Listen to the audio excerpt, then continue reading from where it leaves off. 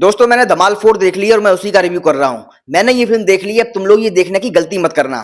इस पूरी पिक्चर में सबसे बढ़िया बात ये है कि इस फिल्म में इंटरवल है, जहाँ लॉजिक खत्म हो जाते हैं, वहां से ये फिल्म की कहानी शुरू होती है। धमाल 4 का पहली वाली धमाल से कोई लेना देना नहीं है। फिल्म शुरू होती है समुद्र में एक शिप से, जहाँ रवि किशन और उनकी गैंग एक लुटेरा के रूप में है। जहाँ रवि किशन एक आदमी को बंदी बनाए होता है, जिसके पास खजाने का नक्शा होता है। रवि किशन उससे नक्शा मांगता है, लेकिन वो देने से मना कर देता है। लेकिन रवि किशन चाह कर भी उसे मार नहीं सकता, क्योंकि नक्शा उसके दिमाग में होता है। अचानक बीच समुद्र में कहीं से अजय देवगन आ जाता है और उसे बचा लेता है और बचा के ले जाता है। लेकिन रवि किशन के पास हथियार भी होते हैं, लेकिन वो लोग उसका फिर भी कुछ नहीं बिगाड़ पाते हैं। फिर वो आदमी अजय देवगन को भी धोखा देके वहां से भाग जाता है। और फिर एंट्री होती है रितेश देशमुख की, जो ऐसा लगता है कि जबरदस्ती की कॉमेडी कर रहा है, क्योंकि एक तो उसमें रितेश देशमुख अरियल भाषा बोलता हुआ दिखाया जा रहा है और हर सेंटेंस में बे लगा देता है लास्ट में, जो कहीं से भी फनी नहीं लगता है। रितेश देशमुख एक लालची व्यक्ति होता है, जिसे अमीर बनना होता है और वो किसी अमीर लड़की से शादी करना चाहता है, जो अपने बाप की इकलौती हो। अचानक मंदिर के बाहर एक गाड़ी आके रुकती है और उस गाड़ी में से एक लड़की निकलती है। रितेश देशमुख को लगता है कि वो लड़की बहुत अमीर है और वो उससे शादी करना चाहता है और उससे शादी कर भी लेता है। लेकिन ट्विस्ट तब आता है जब पता चलता है कि ये लड़की ड्राइवर की बेटी है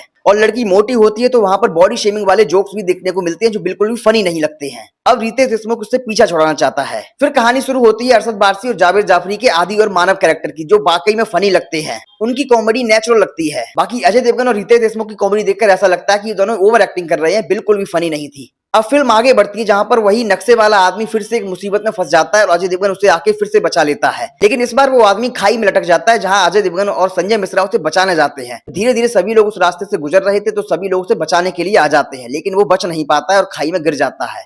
और गिरने से पहले खजाने का नक्शा उन लोगों को बता देता है और फिर सभी लोग खजाना ढूंढने के लिए अपने अपने रास्ते निकल जाते हैं, एक दूसरे को धोखा देकर।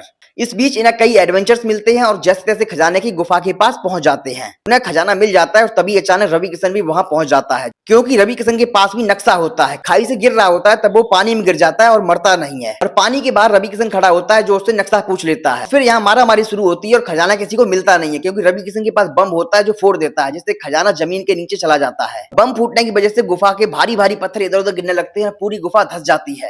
लेकिन इनमें से कोई भी मरता नहीं है और सभी लोग निकलकर बाहर आ जाते हैं। और बाहर एक और नक्शे वाला आदमी होता है, उसे एक बार फिर से नक्शा मिल जाता है। जैसे ही वो नक्शा खुलता है, उस पर लिखा आता है धमाल 5 और पिक्चर खत्म हो जाती है। यही थी पूरी फिल्म, जिसमें बिल्कुल भी कॉमेडी नहीं होती और इस तरह से मैंने अपने 2.5 घंटे बर्बाद कर दिए।